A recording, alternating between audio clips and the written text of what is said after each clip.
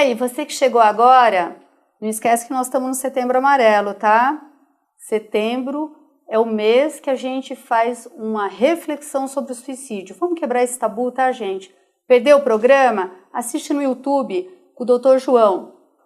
Bom, a gente está falando sobre terapia cognitiva comportamental. A entrevistada é a doutora Cristina Vasconcelos. E a gente estava conversando no outro bloco e eu ia te perguntar isso na prática. A gente vai assistir um vídeo que é uma música do Chico Buarque, que é Samba de um Grande Amor. Eu queria que você prestasse atenção, e vocês também, para a gente poder colocar essa letra na prática. Vamos ouvir.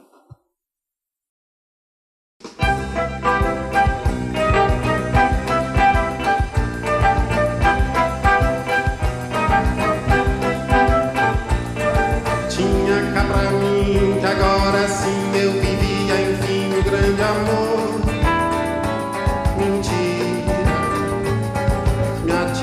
Assim de trampolim fui até o fim um amador.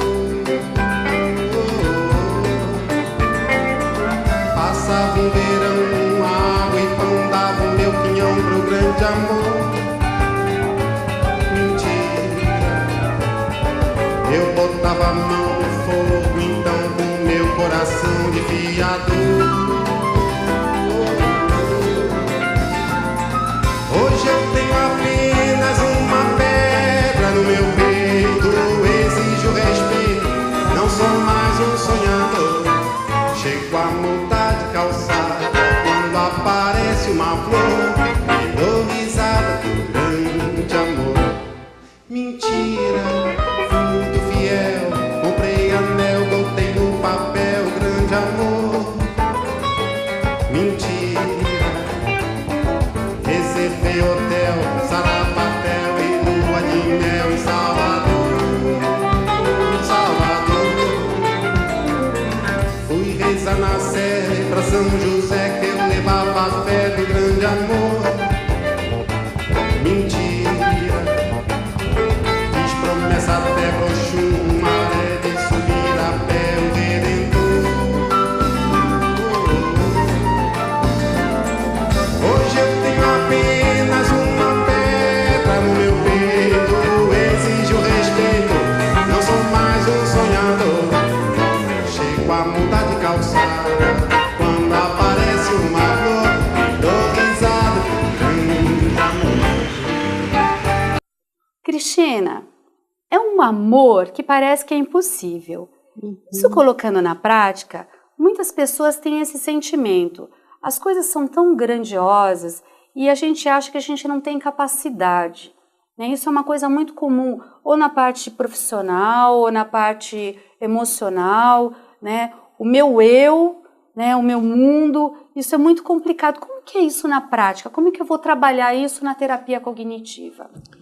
Então, Sônia, na prática, a terapia cognitiva ela visa muito o seguinte: o eu, o mundo e o futuro, né? As relações que você tem com essas três coisas: eu comigo, eu com o mundo e eu com relação ao futuro.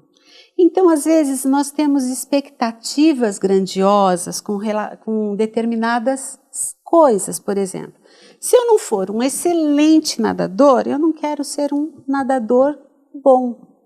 Então, a pessoa tem grandes sonhos, só que ela não vê que o esforço para esse grande sonho também é grande. Então, por exemplo, para você ser um grande nadador, você tem que treinar, você tem que se exercitar, você tem que... E às vezes a gente não valoriza o que a gente tem.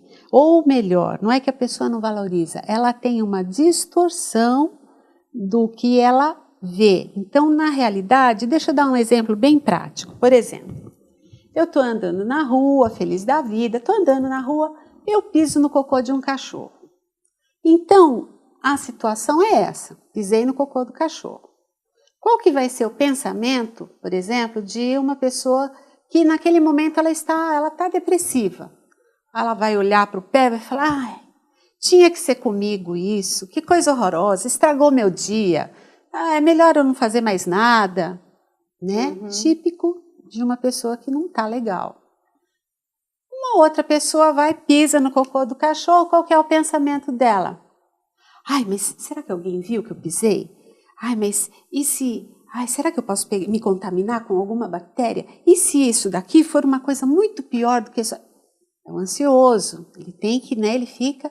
Por exemplo, a mesma situação com uma outra pessoa. Ela olha, ela quer saber se o dono do cachorro está ali porque ele quer tirar satisfação ou que ele quer dar um chute no cachorro.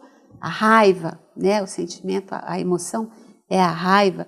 E uma outra pessoa simplesmente pisou no cocô, olhou, limpou ali na grama ou com o jornal, falou assim, deu risada, puxa é sorte. Vida, ou é sorte, ou, ainda bem que eu estou de sapato.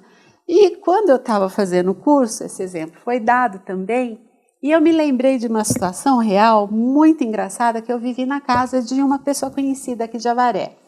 Meu filho tinha a idade mais ou menos do filho dela, eles estavam brincando e ela tinha uma pastora. E a pastora tinha feito cocô no jardim ali, e os dois correndo ali em volta.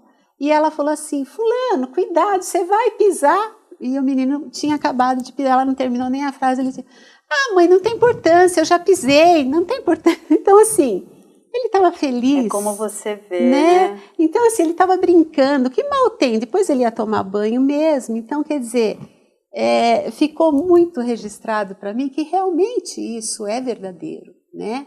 E tem muito a ver com, às vezes, você, uma situação, você tem uma reação. E essa sua reação, ela é sempre... baseada naquilo que você aprendeu durante a sua vida, a sua crença, né, que é algo mais lá no fundo, que vai determinar também quais são esses pensamentos automáticos, quais são essas emoções que aparecem e qual é o comportamento que você vai ter frente a tudo isso. Desculpa. Né? Então, Cristina, é assim, a terapia cognitiva, você trabalha o interior da pessoa, você faz a pessoa ela voltar para si mesma para tentar descobrir o problema dela? Não necessariamente voltar para si mesma, mas a gente trabalha na terapia com a intenção de que a pessoa conheça a sua dinâmica, né? Então, como que ela funciona? Então, nós temos os 3 níveis básicos de crenças, que seria o desamor, que é eu não sou amado, o da incapacidade, eu sou incapaz de arrumar um emprego bom, sou incapaz disso, e o da inadequação, daquilo eu sou feio, ou eu nunca dou certo, não sou, né? Então a pessoa ela não se adequa em determinadas situações. E tem o nível secundário, que é o da vulnerabilidade, que em qualquer situação a gente pode ativar essas crenças, né? Existem outras crenças também, mas essas são as principais. E quando a gente ativa, o que significa ativar? Se você passa por algum evento que você viveu lá no passado, que alguma coisa que fortaleceu essa sua crença de incapacidade, durante a terapia nós vamos voltar com alguns exemplos, você vai estar dizendo para mim, e a gente vai estar trabalhando para que você mesmo identifique qual foi o pensamento que te levou a determinado comportamento e alguma emoção associada àquilo tudo. Então fica muito, para a pessoa que faz a terapia, fica uma coisa muito clara, porque ela percebe, nossa, olha, nessa época aconteceu isso, e eu lembro que eu fiquei assim, qual foi a sua emoção? Foi assim, qual foi seu pensamento? Você lembra? Até hoje eu lembro, esse pensamento me persegue, ou é um pensamento que vem sem eu querer, ele é um pensamento automático, né? Pessoas famosas fizeram essa terapia e até foi uma coisa que colocou muito na mídia, né? Uma pessoa super conhecida, Roberto Carlos, todo mundo sabe que ele tem TOC, né? Ele tem um transtorno obsessivo compulsivo, os shows dele, todo mundo tem que ir ou de branco ou de azul, né? E ele assumiu que ele fez essa terapia, que ele melhorou muito com isso. Inclusive, ele assumiu que, assim, não tem cura, mas ele aprendeu a lidar com o TOC, né? Uma outra pessoa também bastante conhecida, a Luciana Vendramini, ela tem síndrome do pânico, ela também assumiu que ela tem a síndrome do pânico, mas que a terapia ajudou muito entender todo esse processo. Como é que, assim, você falou no começo de exercícios, né? Que tipo de exercícios? Porque, assim, só falar, então eu tenho lição de casa. Como é que isso funciona? Vamos dar um exemplo bem simples, tá? Uma coisa que pode acontecer, já aconteceu, e é uma coisa recorrente em vários consultórios, não só no que eu já atendi. Chega um paciente com uma demanda de um pânico de insetos, não só de barata, mas qualquer inseto, mosquito, tudo, qualquer inseto incomoda muito a pessoa. E não é só esse incômodo. Essa pessoa, ela escuta um barulho, aquele barulho já remete a ela a uma barata, ela já sai do que ela está fazendo, ela para com o trabalho, ela para no telefone, então ela tem um prejuízo no que ela estava desenvolvendo, seja no trabalho, seja comida, ela sai daquele, porque ela não suporta ficar naquele local. Então a pessoa chega no consultório e fala, olha, assim, eu estou muito mal, as pessoas falam para mim que isso é frescura e eu não consigo, Então tá, então nós vamos conversar com ela, nós vamos ver vários aspectos da vida dela, pessoal, do trabalho, do relacionamento afetivo, da saúde, do lazer, e nós vamos fazer um pequeno, não é nada histórico, mas um pequeno relato, ela vai nos dizer sobre isso. Tipo um diário? Não, ela vai nos dizer ali na primeira entrevista sobre essas questões, e nós vamos então perguntar para ela o que ela gostaria de estar melhorando. Em que situação? Eu gostaria de melhorar nessa minha coisa de medo, sei lá o que eu tenho com relação a inseto. Tá. Então, nós vamos começar a trabalhar de uma forma pequena, né? Como eu falei, os exercícios que você viu são diversos, mas é mais ou menos assim. Depois eu vou dar um exemplo mais prático. Nós temos que chegar a conviver de uma forma mais saudável com a presença de alguns insetos, né, sem que isso nos prejudique tanto. Então, essa é a nossa meta, chegar a esse estágio. Só que para eu chegar lá, eu tenho uma escadinha, onde eu vou fazendo pequenos exercícios, né, ao longo da terapia, que vão me fortalecendo até que eu chegue lá, né? Então, por exemplo, eu já trabalhei com pacientes onde eu falava para ela, qual é o seu medo? Ela fala, tá, o medo era de barata principalmente, vamos supor. Tá, então, o que você gostaria de fazer para perder esse... eu gostaria de não ficar só pensando em barata, tá? Então, isso se estende para os insetos? Se estende para os insetos. Então, assim, eu lembro que alguns exercícios foram assim, você vai abrir um livro e vai ver a figura. Eu não consigo. Tem pessoa que tem chega a ter esse pânico? Não consegue nem ver uma figura de barata. É muito ruim, né? Então, você começa com a pessoa com aquilo que ela consegue ver. Então, você vai gradativamente aumentando os exercícios. E assim, eu tive um feliz tratamento, né, que chegou ao final, onde depois essa pessoa que tinha esse vamos dizer assim, esse pânico de inseto, né? Ela me deu uma baratinha de feltro, né? Me presenteou no final da terapia com uma baratinha de feltro. E ela passou a observar coisas que ela trazia na terapia, ela passou a observar como era o desenho, por exemplo, de alguns insetos que realmente são muito bonitos, né? A Maria Fedida, por exemplo, ela tem uma casquinha e algumas são todas com aqueles desenhinhos, parece africanos. Então ela passou a ter um outro olhar sobre aquele objeto que antes para ela trazia desestruturava a pessoa. Que é o pensamento, né? Então a gente foi bem devagarinho e você vai mexendo em outras questões, né?